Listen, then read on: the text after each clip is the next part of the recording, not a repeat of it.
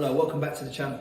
So in today's video, I'm going to go over the basic karate punch, the Chokuzuki. Now this is going to be good for beginners, of course, to understand the technique and to learn it outside of the dojo, but also as higher graded karateka, we know that fundamentals and the principles that we learn within the technique in just our basic punch carries over into the rest of our karate as well.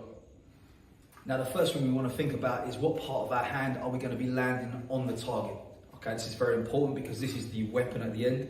And if we're landing with a weapon that is weak, we're going to end up with a problem ourselves. So we are making a fist first with the thumb on the outside of the fingers, and we are connecting with the first two knuckles, these ones here, okay?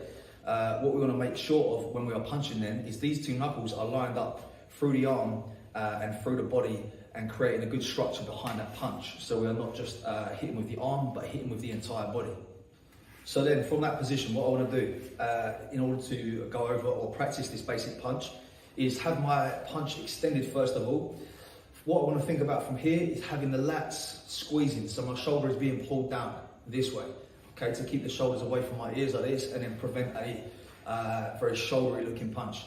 So lats squeeze down, and a way we can kind of practice this feeling is to get our hand against the surface here and press down against it with a straight hand to get the lats engaging, and we can feel those muscles working from there. If I actively push down against my hand this way, I can feel the lats contracting and as a result pulling my shoulders down into that punch, connecting with the obliques and all through the body this way.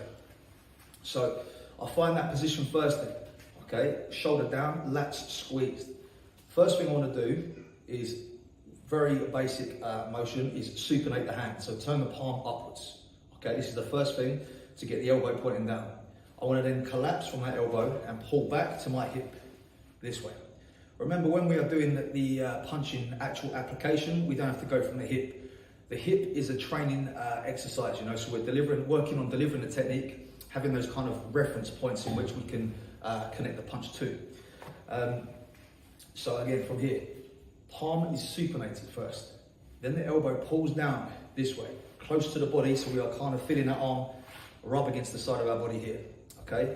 I don't want to come outside this way, here, grip, imagine we're gripping. You know, the meaning of hikite is to pull, the pulling hand. So really this hand is thinking about pulling back this way.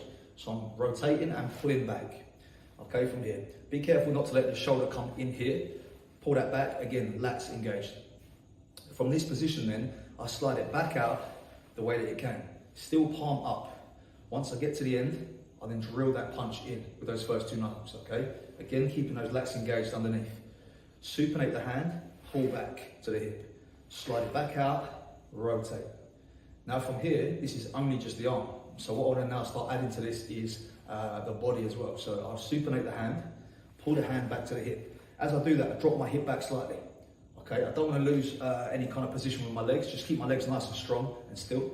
From here, I start sending the hand out, and then connect the hip at the end.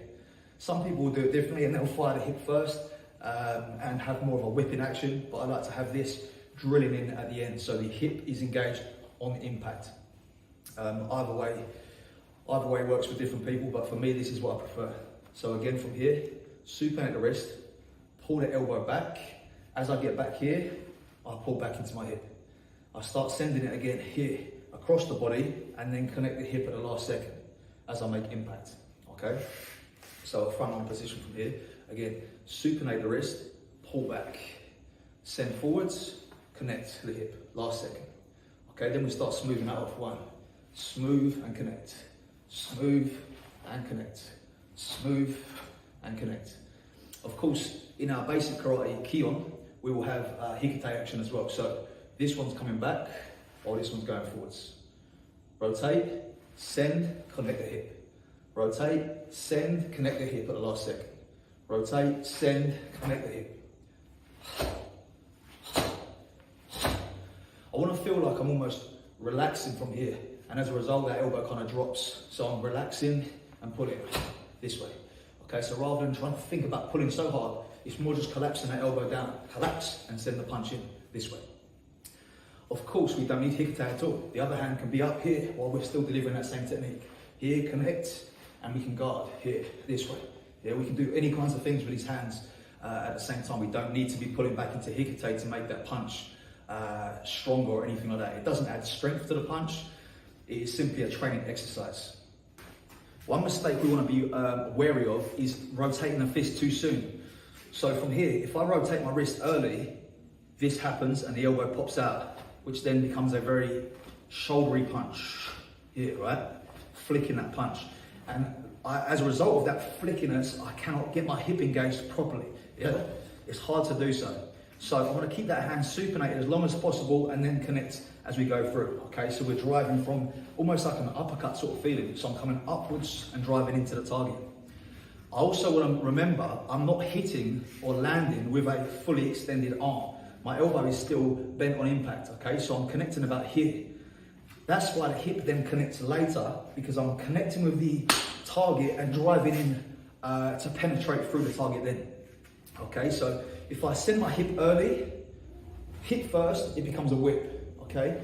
Send the hand and then rotate that hip into the body and we have that kind of penetration going on. So I want to send the fist upside down, connect about here and then drive through, yeah? If I'm connecting with a fully extended arm, all the power's gone, you know? There's nothing left in this. This is the end of the punch. The connection happens about here, so I'll rotate it and pull it back slightly, connect with those first two knuckles and drive through. Okay, so when we take this then into a kumite position, so we're more in a guard from this position here. Okay, so I'm loaded. Now, the hand doesn't start from the hip, as I said earlier. You know, the hand is more forwards. And this is why our kumite guard is the way it is. You know, the backhand is kind of across the body, across the center line here. The front hand can deal with any attacks that are incoming from here. Okay, our body's rotated, so we don't necessarily need this backhand up next to the face because we've got the front hand dealing with it all. Okay, we're turned away, we can slip away, we've got lots of movement in our kumite. Okay, so from here, the backhand is ready, loaded into position. All I need to do now then is, this part is already done, so I just need to connect the hip for that gyakuzuki there. So maybe as the opponent approaches and comes into the space, I can cover with the front hand or parry across and then just drill that hip in with the hand as we did in the basic form earlier on. Okay, so it's here, connect, one, there, that action. Connect the hip and it's done. So the hip, so what we've taken in from there is we've lost all this part where there's no hip action and we've brought it into guard and then we're just drilling that in from there. Because we've trained the kion or the basic form and understood how to send the punch from a very basic, bigger action. We now understand how to connect the hip to the punch. So I simply connect that hip with the punch and drill it in as they approach. Here. Front hand can deal with anything that comes in. Again, I don't need to make hikite. Hikite doesn't add anything to my punch. All it does is exposes my face for maybe a kick or something. Okay?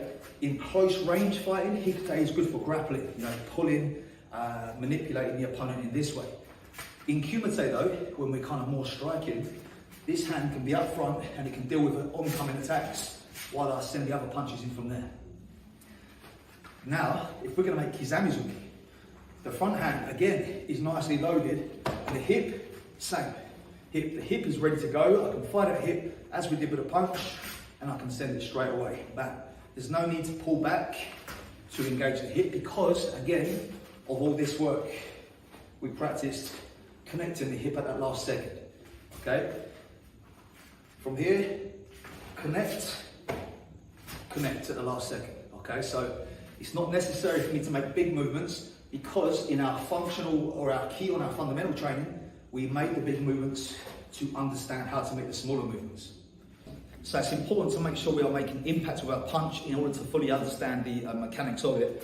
So I've got a pad set up here. It's not an ideal situation, but it's going to work.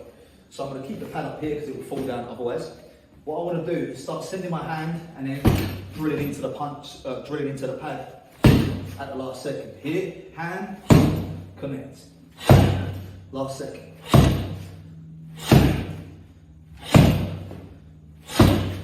This way. It's making sure I'm getting into the pad and not on the surface. I don't want to be hitting the surface with a straight arm. I'm coming into the pad with the arm still bent here.